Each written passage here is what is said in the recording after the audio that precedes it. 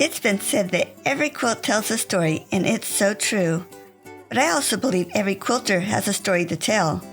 I wanted to hear about the people behind these wonderful quilts and thought you'd enjoy hearing about their lives also. Welcome to A Quilter's Life. Christa Watson is passionate about all things that have to do with domestic machine quilting. She is an award-winning quilter, pattern designer, author, and digital educator. After the interview, I remembered I should have asked Christa about the sewing cabinet that she co-designed with Arrow. I've seen it demonstrated and it looks fabulous. Then a little later, I received an email from her, and she shared that her colorful chaos quilt that we talked about was juried into the quilt show at Paducah. I'm so happy for her. So if you're able to get to that show, make sure to look for it.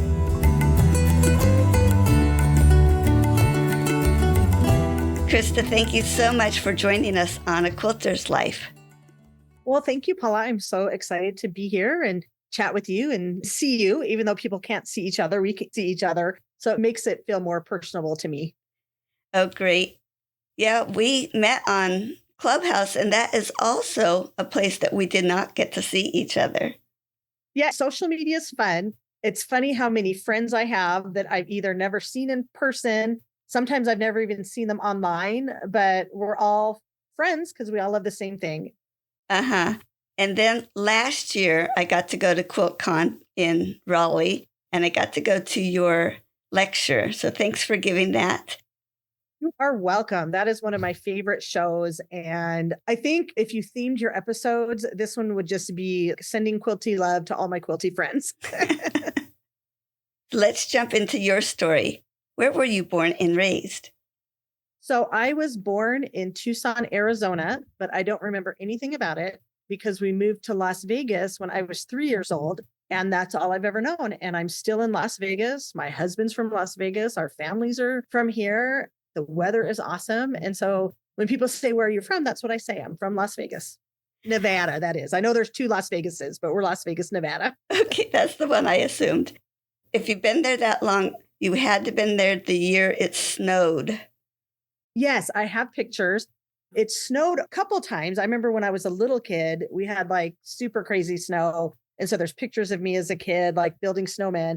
And then, gosh, probably around maybe 8 or 10 years ago, we had another big snowed hard enough that it actually shut down the airport. And I remember this, gosh, maybe this is 5 years ago. I don't know. Time since the pandemic, it was either 6 months ago or it was 10 years ago. I don't know. But somewhere between 6 months and 10 years ago, it snowed, and it literally snowed like 2 days after I went to QuiltCon. I don't remember which QuiltCon it was. And it was just crazy because they literally shut down the airport 2 days after I left. And I'm always like, I love living in Vegas. I can fly anywhere, any time of year because our weather is great. But the thing with Las Vegas, we get like a once in a generation snowstorm, maybe like every 10 years. And the thing of it is, because people don't know how to drive in the snow, there's no snow plows here. So even though it's not a lot of snow, nobody can drive, nobody can go anywhere. They close the schools because they can't even plow the snow. Living in Ohio, my husband is very used to driving in snow, but we were in Kingman that time, and we had just taken my daughter and her friend back to Las Vegas to fly out, and everything got shut down, and they wouldn't even let us back on the road to go back to Kingman. I know, it's crazy. We don't know what to do. We do get a lot of summer flooding, but that's a normal thing. So we know how to deal with flooding. Wherever you go, people worry like, oh, you're in the desert, you have scorpions and snakes. And like, yeah, but we know how to deal with those. We know how to deal with floods, but snow, no, we don't know how to deal with snow. Can you share a special childhood memory? One of my special memories is with my mom, who is still alive, which is wonderful. She was the one that got me into like sewing and crafts and stuff. She was always into sewing, but never into quilting. That kind of came later. I got into quilting before she did, but she was always at the sewing machine. And I remember as a kid, we would make Barbie clothes and we would make pin cushions. And then as I got older, we would do crafty things together. She really helped nurture my crafty side. And I just love having all those memories with her that I think kind of helped shape me. The fact that crafting was something to pursue for a hobby. Now it's my business, but just all those memories with my mom. We would make homemade chocolate. We would make homemade candies. And she was also really great because she was a teacher. So she would always have the summers off. So we would do all kinds of fun things in the summer. We would take community classes. We would do needlepoint things together. We'd go to craft shows, and she's just all those fun, really good memories with my mom. Wow. So when you went to classes, did she send you or you did the class alongside her? Yeah, these were classes we could take together. I remember one of my most fun ones is we did a chocolate making class, and you would go to, nowadays it'd be Michael's. I can't remember the different stores back then, but you would go and you'd buy these little chocolate melts and you'd buy all your little molds. And then you'd show up to class and we would do this together. I was probably maybe 8 or 10 years old, but just having that time with my mom together in class, making these chocolates was just like so much fun. That is so cool. Other than quilting, did you have employment? Yeah. So I got into quilting about a year after I got married, and I was still in college. And my husband and I, we were in college together. We both got our degrees in business, got our bachelor's of business administration. And I knew kind of right away that I wanted to do business, but I didn't really know what. And so I got into quilting, and that was kind of fun. And then right out of college, I got a job just working at a CPA firm, doing accounting and doing bookkeeping. And I only did that for a couple of years. Then I started having children. And I realized when I started having children, I wanted to be home with them and I wanted to have more time for my quilting. And I didn't know where that would lead. It totally ended up changing my life. But yeah, I just did that for a couple of years out of college. But ever since then, it's definitely been over 25 years that quilting has been my job. But I did have a couple jobs. As a teenager, I did all the fast food jobs. One of the fun jobs I had in Las Vegas, they have a lot of attorneys here. And there's a lot of downtown government buildings and things, probably like this in many major city. And one of my most fun jobs when I was a teenager, young adult, right before I met my husband, is I was actually a runner for a law firm. And that was really fun because you got to go from building to building, place to place, drive around all downtown, learn about all the secret places and all the places to park and things like that.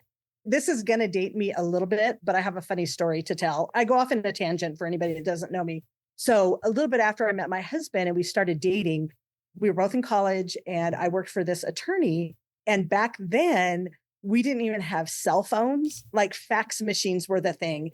And so my husband, he also had an office job where he had a fax machine. So rather than texting, because texting wasn't a thing back then, we would fax each other. So we would just fax each other back and forth at our different offices. And we just thought that was the most fun thing. That's a great story. You mentioned you were raised in Las Vegas and you're still in Las Vegas. So are you still in the same area or did you move across town? I've lived in a lot of different areas. Like I said, my family's from Las Vegas and my husband's family is from Las Vegas. So Las Vegas is actually very big and it's gotten bigger. There's the south and the north and the east and the west. There's some suburbs. And so I've gotten to live in lots of different areas of town. It's kind of funny because when I was younger, what's the middle of town now was like the edge of town and like the desert. But one thing I do want to talk about our town, which is kind of funny for anybody that's never been to Las Vegas, but if you ever see Las Vegas on TV, like casinos or CSI or any of those, it cracks me up because it's nothing like what you see on TV. They think that everybody, like our backyard is the strip or everybody works at the casinos, and it's not. It's very beautiful. It's very deserty. Now that Las Vegas has grown so big, the strip is one tiny, tiny, tiny little part of Las Vegas, but we have a lake and we have mountains and we have beautiful desert landscapes. So I really do love it here. And I love that I've been able to live in lots of different areas of the town. Whenever I fly, because I travel a lot, I love going other places because they're green. Like I said, it's very deserty. So whenever you fly back to Las Vegas, it just looks very, very brown. But I always tell everybody there is a subtle beauty in the desert if you know where to look for it. Yep. You fall in love with it. Is there anything else about your background or your family you wanted to share? They're all very supportive. My dad, who has passed away, he passed away a few years ago. He was always very entrepreneurial growing up. And so as I started taking off and getting more into that with quilting, it was cool because he was always like very proud of me because he had kind of done stuff like that. So I figure between my mom encouraging my artistic side and my dad encouraging my entrepreneurial side, I'm really grateful. They were divorced, but they always got along. So even though I grew up kind of two different households, they always got along. And now that my children are grown, my children are all adults, I try to pass that same passion down to them. Two of them just graduated college. My third kid is still in college. And I just try to tell them to pursue what you love, do what makes you happy, because I got a lot of that encouragement from my parents. So I think I'm blessed with that. Mm-hmm. Well, thinking far into the future, what do you think your great, great, great, great grandchildren or generations to come, when they look back at who you were, what do you think they'll say? Hopefully, they will be able to see the art that I've created through my quilts. Hopefully, the quilts, some of them will still be around. Hopefully, we pass that down to them. And you never know. I'm still young enough. Maybe I'll still be around. Maybe science and technology will have advanced that maybe we can live a lot longer. I'm just kidding. But I tell my kids that. My kids are like, Mom, maybe we can live till we're 200 years old. And I'm like, you never know. So I have to ask, so do you label your quilts so that they'll know? Okay, let's see. What is the correct answer? I aspire to label my quilts. I label probably good 80% of them. There's some of my early quilts that I haven't labeled. And sometimes when I'm in a hurry, if I have to get something done for a deadline, I forget to label it. But I have two cheater ways that I've started labeling my quilts for ones that don't have like the nice cloth label. Number one, I will just take a permanent pen. Can't remember what they're called. They're not Sharpies. You don't want to put Sharpie on a quilt, but they're specific fabric pens that are permanent and archival. And so a lot of times I'll just go back and I will just write on the back of my quilt what the quilt is. And then what's kind of fun is I'm a fabric designer. I know we'll get into that. It's really fun to use my fabrics on the back of my quilts where it has the selvage. And so I incorporate the selvage into the back of my quilts kind of as my cheater way to sign the quilt. And then a lot of times I'll put some information like right next to the selvage on the blank spot. And then it has my name and the name of the fabric right there on the selvage on the back of my quilt. So that's been fun. Wow, I hadn't thought about that in being a fabric designer that you would have that. That would be really cool. And then if you want to leave a message for them, what would you like to say to your future generations? I would just say, do what you love and follow your heart, and you'll never go wrong.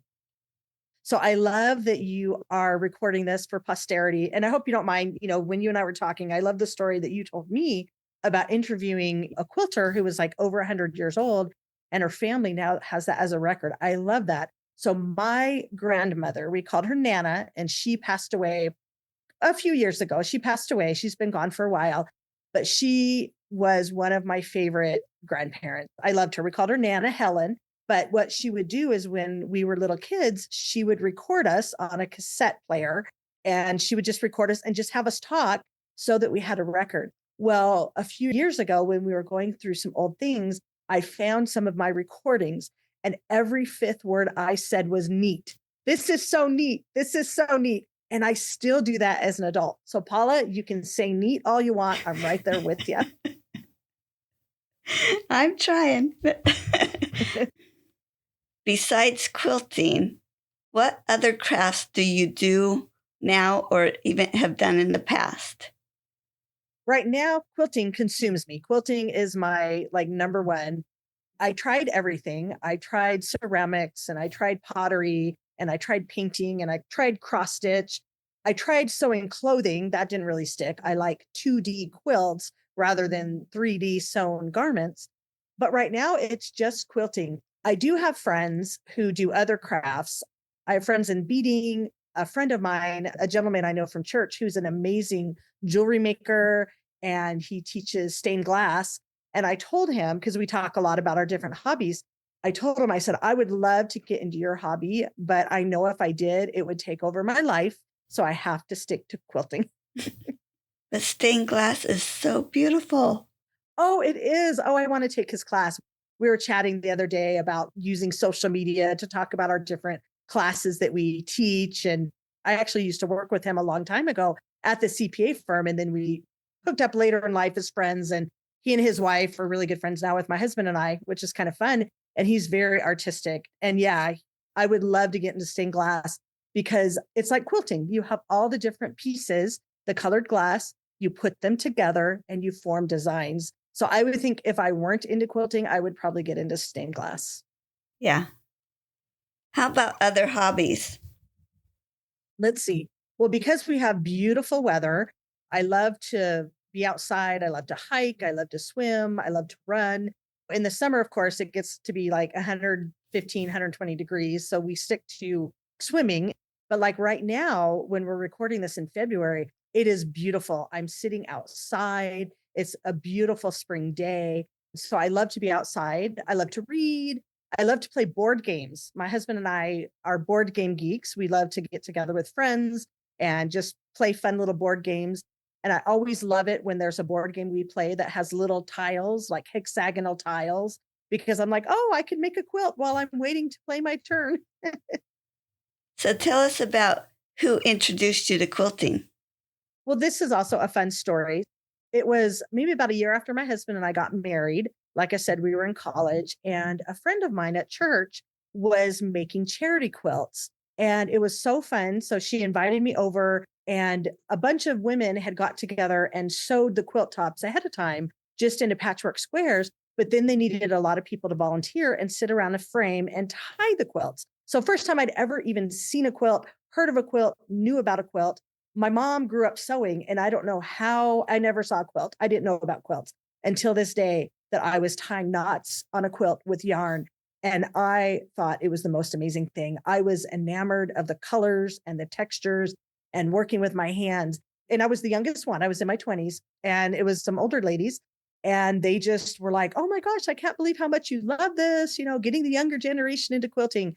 And so then that lady who was in charge, she invited me over to her house and she said, you know what? I think you might like quilting.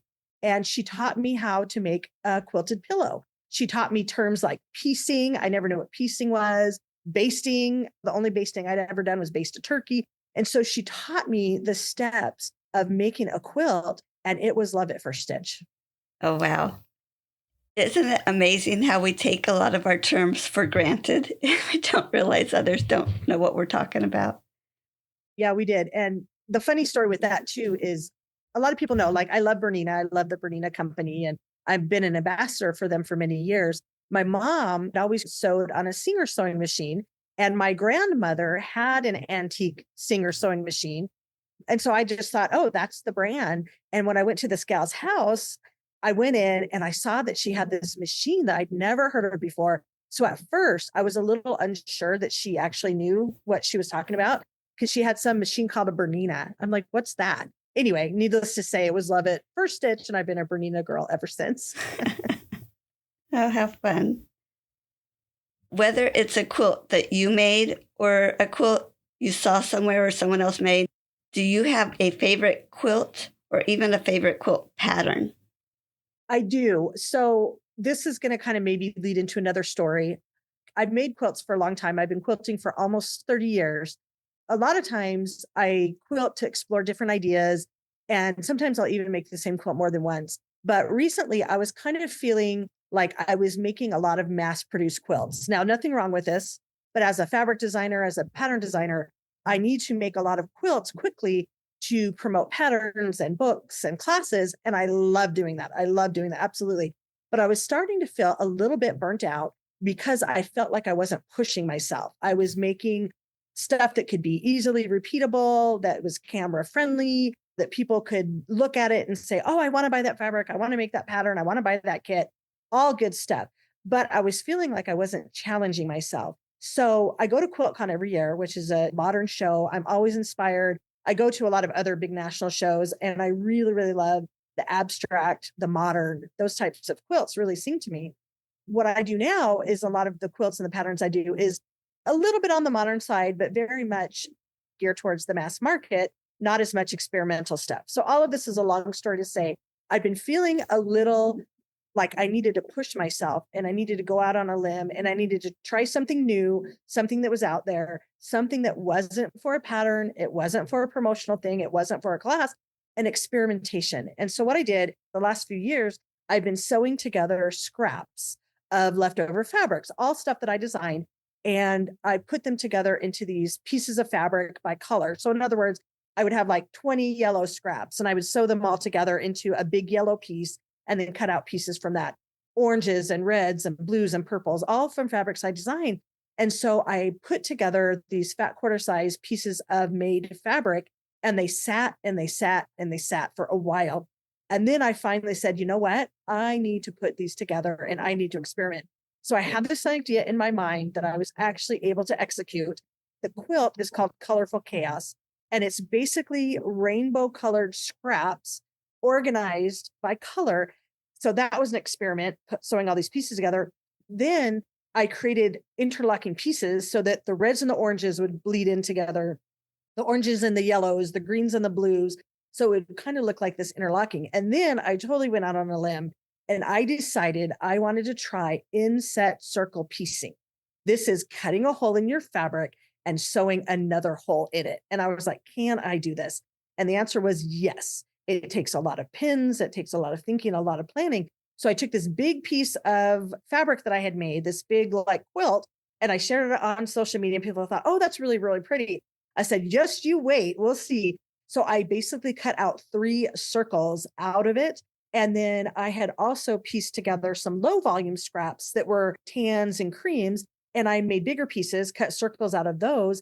And then I sewed the low volume circles into the colorful background. And I call it Colorful Chaos because that's what it is. It's just a bunch of chaos. It's colorful. I tried to see if there was some deep meaning to this quilt, if it represented mountains or the sunrise or all that. I thought, no, it doesn't. It's art for art's sake. It is an experimental piece. Can I sew it together? Can I sew a circle in it? And I love how it turned out. And so this is kind of a long explanation to say this is my favorite quilt right now because I pushed the boundaries with every part of it. I tried some new quilting that I'd never done before.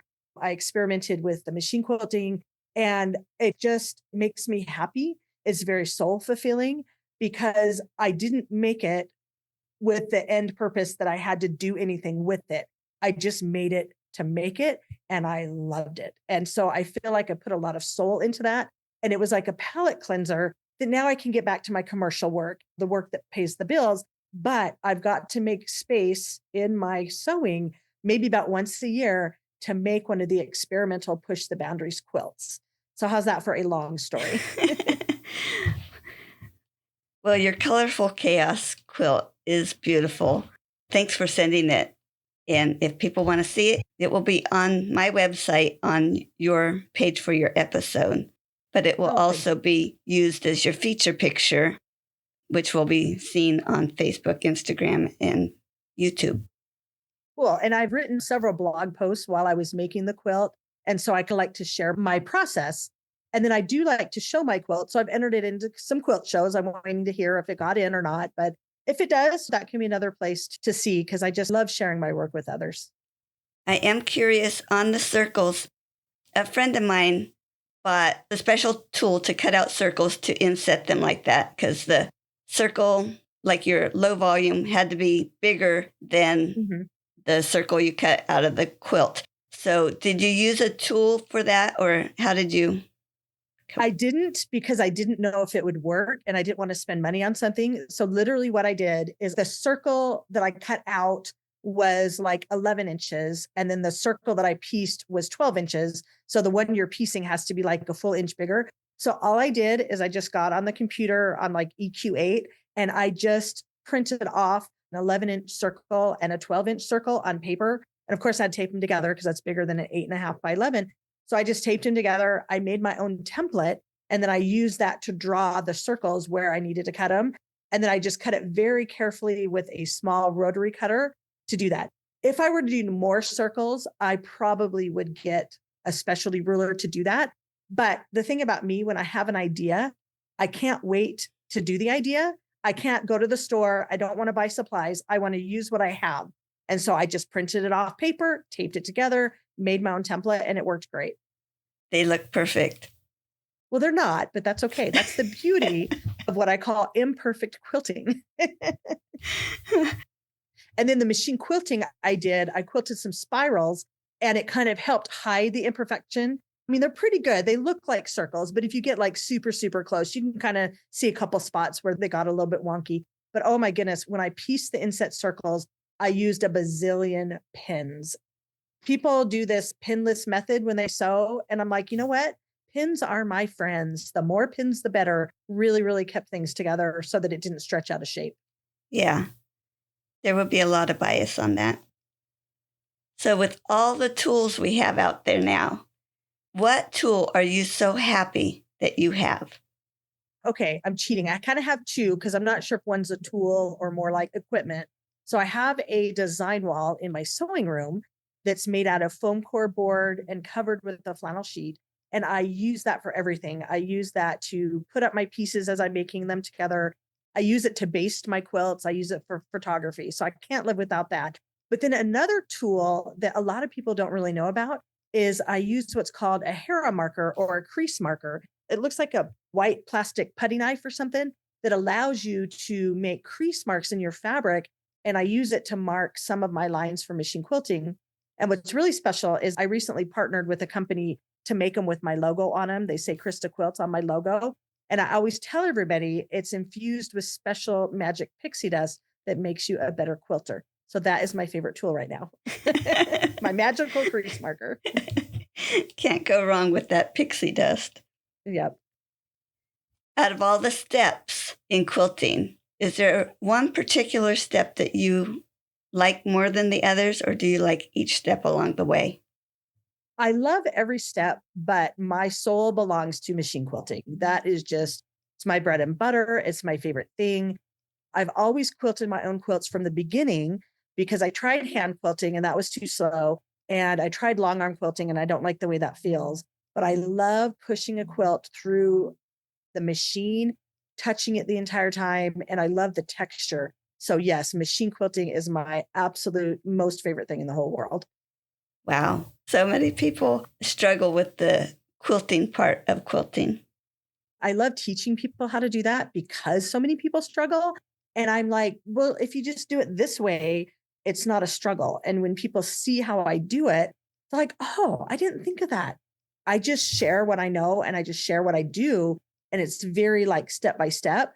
And I don't really know how to quilt any other way, but it makes me happy when it makes sense to people when I show them what I'm doing.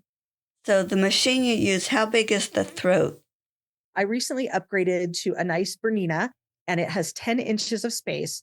But I always tell everybody I've only had that machine for a few years.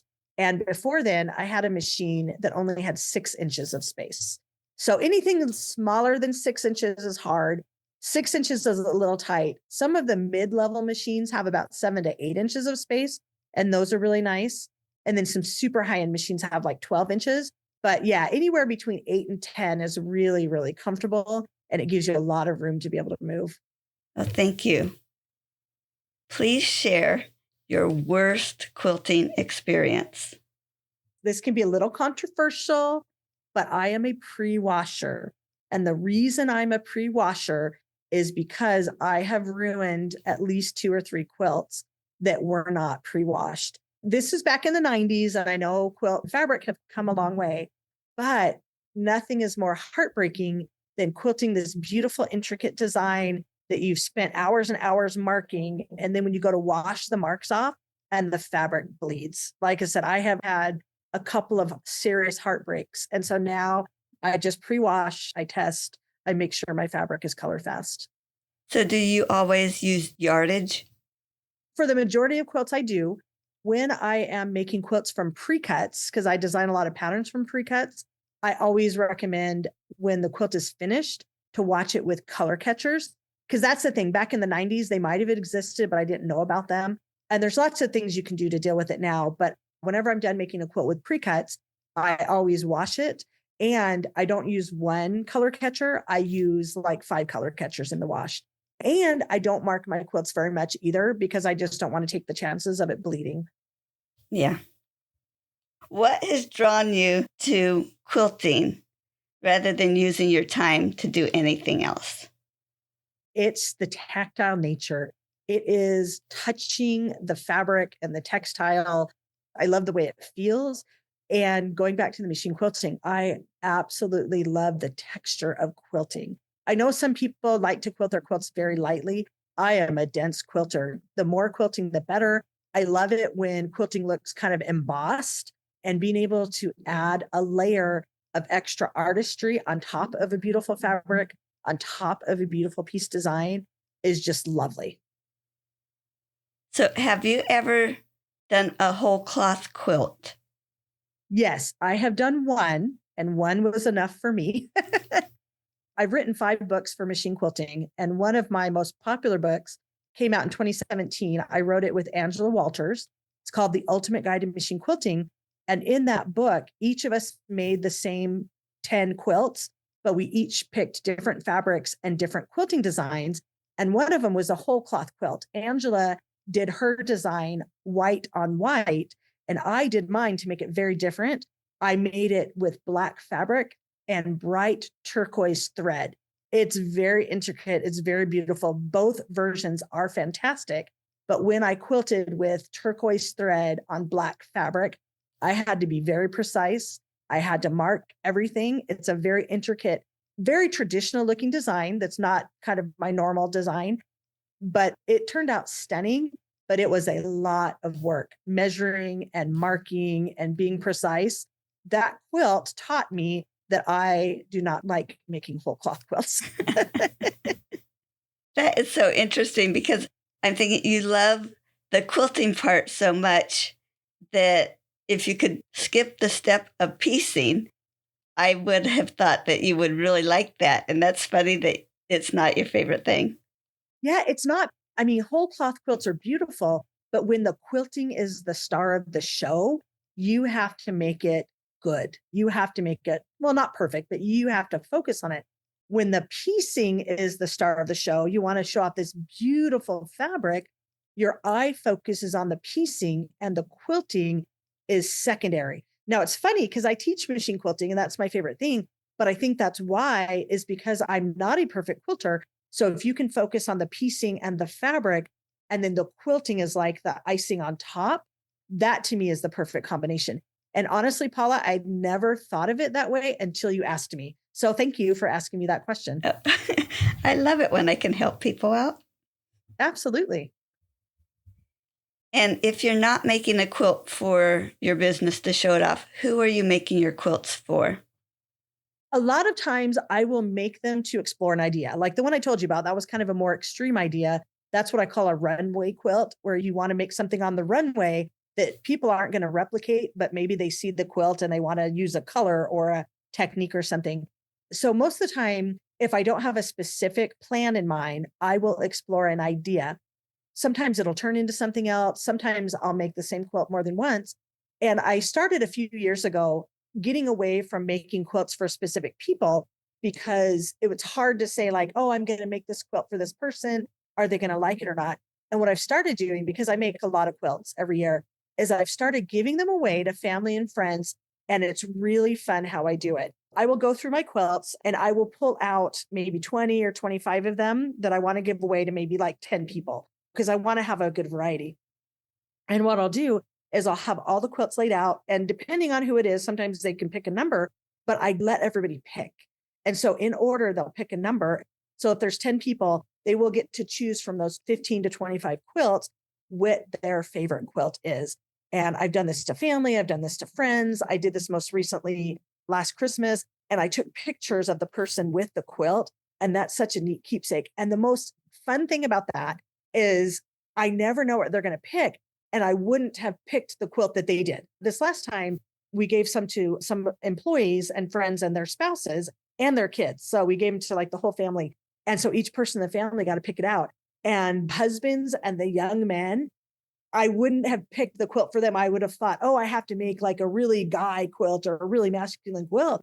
And they were picking stuff with pink in it. They were picking stuff with butterfly. They just picked the quilt that they loved. And it made me so happy that I could make these quilts, and everybody walked away and they love their quilts. And I have a picture of them with their quilt, and The only downside I realized is I was like, oh, I might have to do a trunk show sometime. So I might have to borrow some of them back.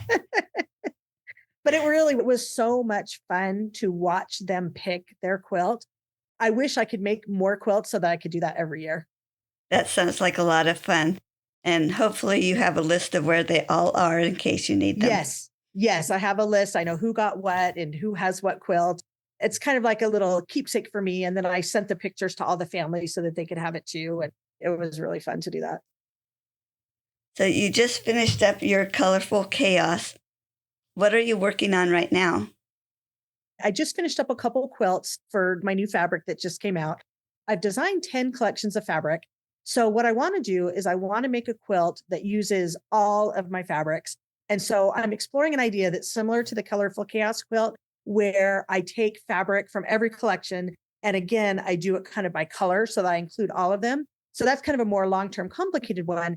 And then I'm also working on a design that's a very simple design, just simple squares, where I'm using my current fabric collection, because my last two collections were made of dots. I did a collection of rainbow fabric called Dazzle Dots, and then I did a collection of pastel dot fabric called Dazzle Dots 2.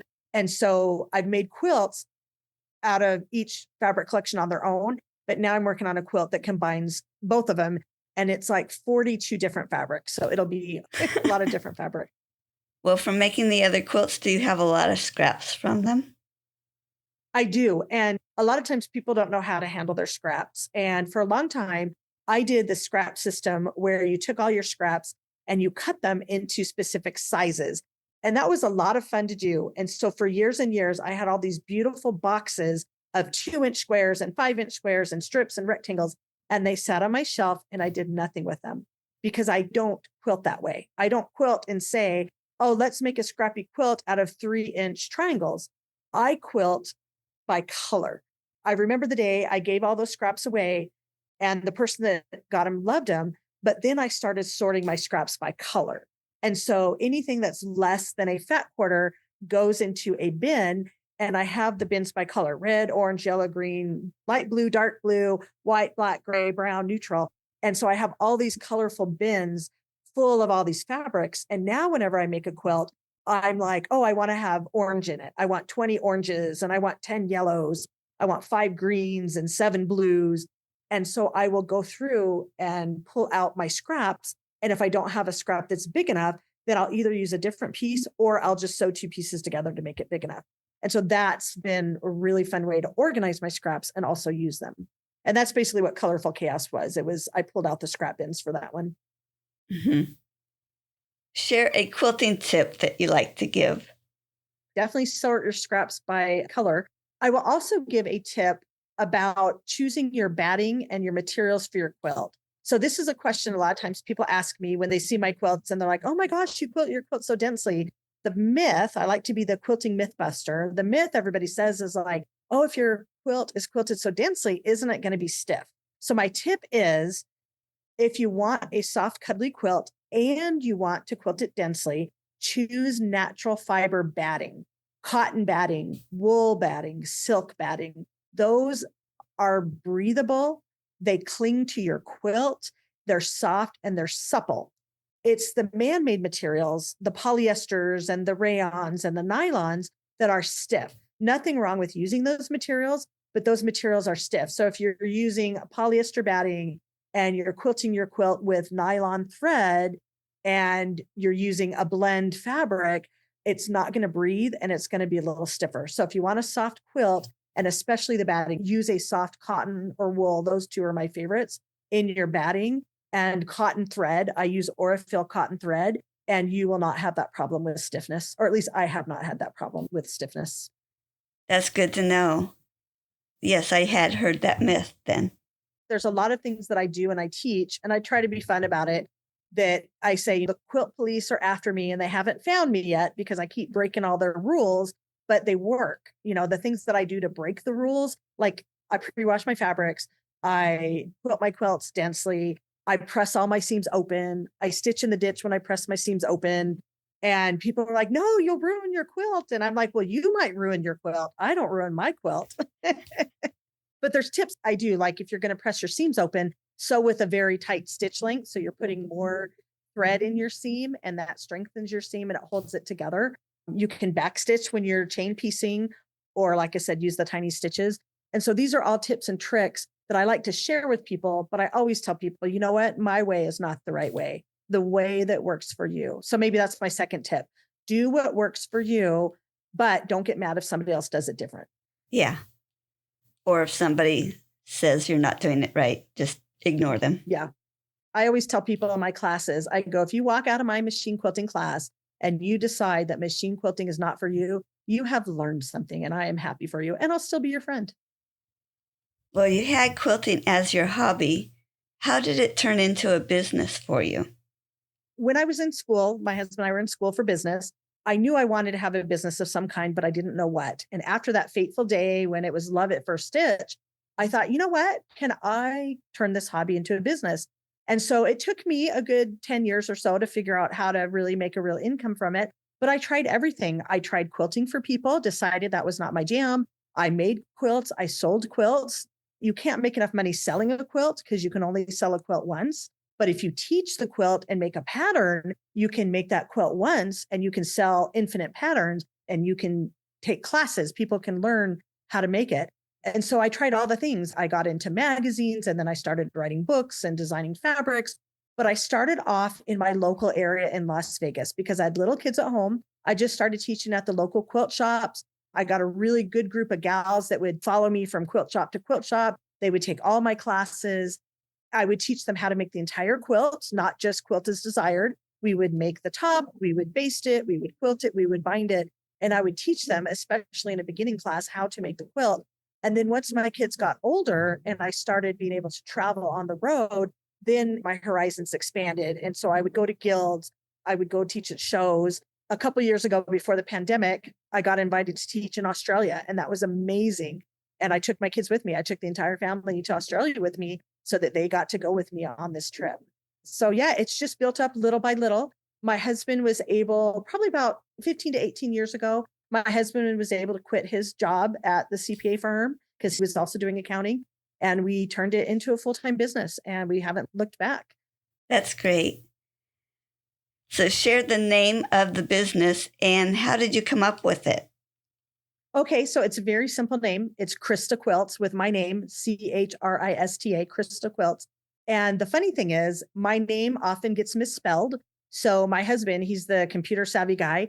He bought as many misspellings as possible. So even if you misspell my name, you'll probably find me online.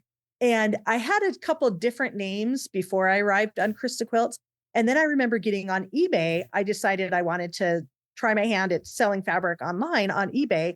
And my original name was taken. So I was like, oh, what about Christa Quilts? That'll just be my username. That was over 20 years ago. And so it just stuck. Yeah, it's kind of fun because now I will see other quilters that will use quilts like, Paula quilts or Susie quilts or whoever quilts. And I say, oh, you're my cousin. We're related. So that's kind of fun. Well, looking at what you do, you have so much to offer. So I'm curious, what came first in your business? Because you have patterns, you have books, you have workshops, and you design fabric. Okay, so the workshops came first. That was the easiest thing to do because I was able to teach at the local quilt shops. For anybody out there, I always like to give even business tips that's interested in getting involved and making quilting your job like me. Start with your local quilt shop. They always need people. Start with your local quilt guild. I joined my local quilt guild literally in my early 20s. And now I'm, a couple decades past that. And I grew up in my guild. I was the youngest person. And now I'm finally the average age of everybody. Well, I'm still on the young side. I have the sweet 80-year-old ladies that'll come up to me and they're like, oh, I just love hanging out with you little young thing. I'm in my 50s and I'm this young thing, but it's so sweet. But yeah, I just started in my local guild and they have always supported me. They've always been my advocates and my fans. They've given me the confidence that I could go on and I could teach nationally and write books. So workshops came first, then getting into magazines came second. After I had a couple magazines taught me how to write patterns because they had specific styles.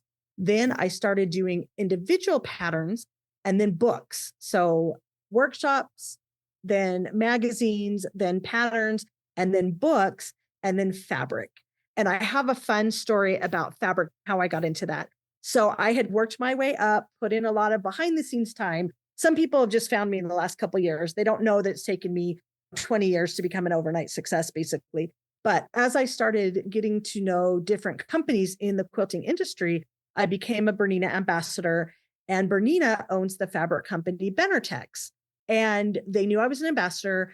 I went to this business development class about fabric design to see if I wanted to learn fabric design in the quilting industry. And I came out of that and I said, oh my goodness, yes, this is the next thing I'm going to do. This was like 5-6 years ago, somewhere around then. And I decided I wanted to learn how to design fabric. And so I was going to put together this 5-year plan, learn all the software, figure it all out. And then I got back from this summit, basically. And 2 days later, I get this call out of the blue from Benartex. And they said, oh, we see that you're a Bernina ambassador and you have this modern style. We would love to add your style to our lineup. Would you like to design fabric? And first question I said is yes. And then I said, you know what?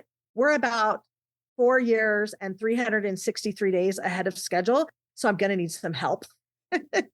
And that's how it happened. You put it out in the universe. I went to this thing. I decided, had they contacted me 6 months earlier, I would not have been ready to say yes. But because I had made that decision that I wanted to, when the opportunity came, I was able to say yes.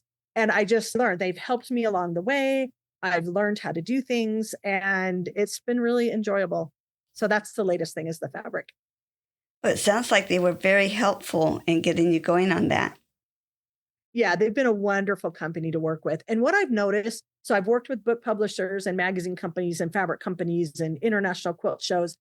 Everybody has the same goal in mind. They want to share the love of quilting. Yes, for many people, it's their job, but that's secondary. They want to share their love of quilting. And if you have an idea, people are going to help you. If I have an idea for a workshop, I can pitch it to someone and they could say, oh, that's a great idea. What if you tweak it? If I have an idea for a fabric, but I don't know how to make the repeat on the computer because I don't have that skill, my fabric company will say, okay, show us what you had in mind. Here, you have a graphic designer you can work with, and she'll help you with the repeat. And so maybe just another general tip is also don't be afraid to ask. If you want to do something, but you don't have the skill to do it, don't let that stop you. And don't be the one standing in your own way. If you want to do something, go do it, figure out how to make it happen, ask for help. And I am a yes person. So if people come to me and ask for help, I will figure out how I can help them. And if I can't, I'll try to find someone who can, because people helped me get a leg up in this industry. And I like to pay that forward. And even for people that are hobbyists that aren't interested in being a business, even if they just want to learn how to quilt better, but they're afraid to ask that question or they don't want to try something, my encouragement is to try it, because every quilt you make is just going to get better and better and better. Yeah, we think about the quilts we make, and each step, we're learning something new all the time. Absolutely. Earlier, you were asking about our descendants. I really wish I could live till I was 200 years old, because I have so many ideas. I want to be like that 102-year-old lady that is still quilting. I hope I quilt till the day I die. Mm-hmm. So as you were beginning and you started those workshops, can you remember the feelings you had when people started signing up to take your workshop? Absolutely. For me, the biggest thing that was so wonderful is they took me seriously. Because like I said, I was teaching quilting in my 20s. Everyone was older than me, but they were helpful and supportive. They took me seriously. They didn't make me feel like, oh, you're young, you have nothing to teach. They made me feel like I was one of them. Like I said, now I'm getting closer to the average quilter's age. I'm finally starting to be the age of my students. I've taught at QuiltCon a few times, and at QuiltCon, the demographic's a little bit younger. The first time I taught there was maybe about 6 or 7 years ago. And I was like, oh, I'm finally older than my students. All this time, my students have been older than me. Now I'm finally older than them. But, age doesn't really matter. It's just your passion and if you want to do it. But even though I've been teaching off and on, been 18 years, 20 years, like I said, pandemic time gets all kind of woozy, however long it's been that I've been teaching, it never gets old. And it's always exciting when someone signs up for my class, when someone buys my book, when someone uses my fabric in a quilt. oh my gosh, that is the biggest like butterflies that I get. It is so exciting that people actually like my stuff. So that's pretty awesome. And isn't it fun when you can see the light bulb go on in their eyes and like they got it. They got what you were trying to say. Yeah, that's my favorite thing when somebody comes into a class and that light bulb goes off. And I tell them, I literally have this on my supply list in my class.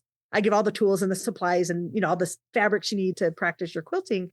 And at the bottom of it, I say the number one important supply in your toolbox is a can do attitude.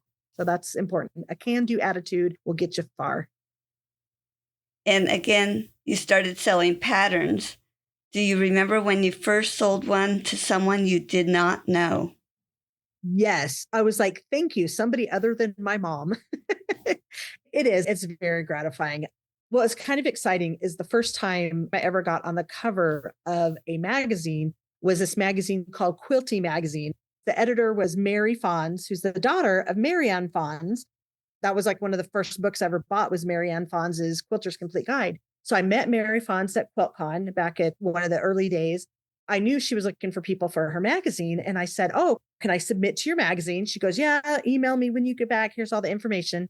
And so I had a quilt in the very first QuiltCon, and I sent her a picture of that to show what my finished quilt looks like. And then I sent her a drawing, like a sketch of another quilt that I wanted to make, because I thought, oh, this quilt's in QuiltCon, like it can't be in a magazine.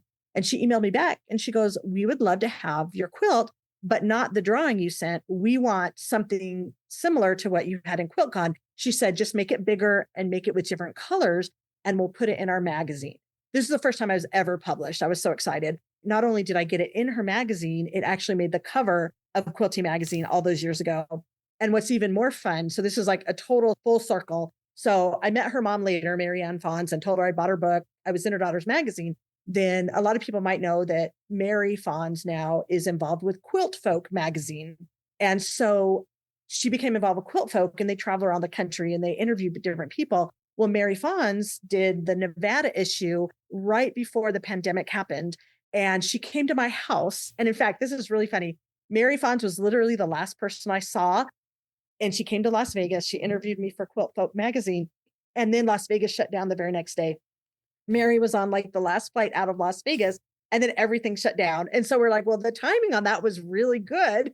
But yeah, so that was kind of fun that I learned to quilt from her mom's book. I was in her magazine, and then she interviewed me for her magazine. And so that's one of those things where I just think the quilting industry is big, but it's very small. And you never know when someone you meet or someone you're inspired by, you're going to know their second cousin, or something's going to happen later on and you're going to meet up. And so, knock on wood, I've never met a quilter I didn't like. I've never seen a quilt I didn't like. And it just inspires me. All these years, quilting inspires me. The people, the colors, the designs. I just pinched myself that this gets to be my job. That is so much fun that you can enjoy your work, and enjoying it that much. It's not really work, is it? Yeah. The only time it's work is when you have to rip out the seam ripper and do the frog stitch, the one that goes rip it, rip it. That's the only time it's work. Now, we talked a little bit about your fabric and that you decided to make fabric. Can you remember that spark in your mind, or the switch that turned off or on, that I would like to make fabric? Yeah. So when I'd gone to this conference and I decided I would love to work with fabric that is not out there, that I have designed, because back in the 90s, when I started quilting, there weren't modern fabrics. There were not very many geometric fabrics. And I remember collecting bright novelty prints, juvenile prints, fabrics for bug jars. That was really popular back then because they were bright and they were colorful and they were whimsical. So when I came back to designing fabric, when Benartex asked me and I said, yes, I said, now I might be a little out there. I'm going to do bright. I'm going to do geometric. I can't really draw, like I can't draw flowers, but I can do shapes. So all of my fabrics, 10 collections, and I've never done a floral collection. They're all bright geometric shapes. And so that's just what inspires me. And again, same thing, it never gets old. But yeah, it's fun to design. Using your own fabrics in your own quilt is quite exciting. And I look at my fabric design as basically one big stash, 10 different collections, but every time I need a new color in my stash, then I make sure I design that. So right now, I don't even work with any other fabrics but mine because I have too many quilts and I will never have time to make more than what I'm doing now. But all of my fabrics interact and go with each other because I just add in what I don't have. So I needed some low volumes. I needed some light colors. So I made a collection that half of the prints were all low volume. I needed polka dots. I didn't really have any polka dots. So I did 2 collections of polka dots. I needed pastels. So I did a pastel collection. So whatever I need in my own personal stash, I put that out into a fabric line. So really, it should just be called Christa's Fabric Stash. That should be the name of all my collections. That has to be appreciated because there have been times I've wanted to make a quilt and I could not find a fabric that did not have flowers in it. Not everybody is a flower person. My first 2 collections were geometrics. And then my third collection is called Abstract Garden. And it's called Abstract Garden because after 2 collections, I thought, you know what? I need to do a floral collection. Couldn't do it. So instead, I took swirls and those became my roses. I took geometric tile looking designs and those became my bricks and my flower beds. One of the prints from that collection, which no longer in print, is called Raised Beds. And it's a very abstract version of a garden. But again, no flowers in my floral collection. It's all geometrics, abstracts, triangles, swirls, ditsies, just little squiggles and things because I can do squiggles. I can't do flowers. Christa, what else would you like to share about your business? Just a thank you to anybody that supports me. Like I said, I've got 3 adult kids, 3 college educations we're paying for, and just the fact that it supports my family. Just thank you. Thank you to those of you out there who love my stuff as much as I do, who put my fabrics, who take my classes, use my fabrics in your quilts. I get a lot of gratification, not only that I can pay the bills, but when I teach a class and someone will come up and they'll buy my book or I'll sign a book for them, it's a very nice compliment. It's like complimenting my children. When someone wants to buy something from me, I get more satisfaction out of the fact that they like it than they actually paid for it. Like, honestly, I'd give it all away for free if I could, but just when somebody likes my things. So just thank you to everybody out there. Thanks for listening. Thanks for making the quilting community a better place. I always tell people I would not want to be a dentist or a mechanic because people don't want to see you, but they want to see me. They come to see me. And I like that because they're my friends. And it was wonderful to meet up with you at QuiltCon last year. Absolutely. Please give your web address so that people can find you. Okay, so my headquarters, my main jumping off point for everything is christaquilts.com. Then if you want to buy my fabrics, patterns, books, all the yummy things, that's at shop.christaquilts.com. And then something I launched this year, which is new, is I'm doing a year of machine quilting on my YouTube channel. Every Friday, I'm putting out a 10-minute video showing how to quilt one of the designs from my book called 99 Machine Quilting Designs. And they're free videos. You watch, you learn. It's like a little 10 to 15-minute class with me. You can either search YouTube or if you just type in Google christaquilts.tv, you'll find me. So I'll repeat those: christaquilts.com, shop.christaquilts.com, and christaquilts.tv. Find me in one of those places, be my buddy, be my BQF, my best quilting friend, and just love quilting as much as I do. Thank you so much. Again, Christa, thank you so much for sharing your story on a quilter's life. This was so much fun getting to know you. Oh, my pleasure. You know, I listen to your podcast and other quilty podcasts while I'm quilting. And so I feel like my friends are with me and I don't have to talk back. So thanks for having me. And I can't wait to hear all the rest of your episodes. I've caught up recently, but I think the last couple of them I'm still listening to. So that's my excuse to get into the quilting room so I can listen to your podcast while I sew. Oh, thank you. Have a great day. You too. Bye-bye. Bye.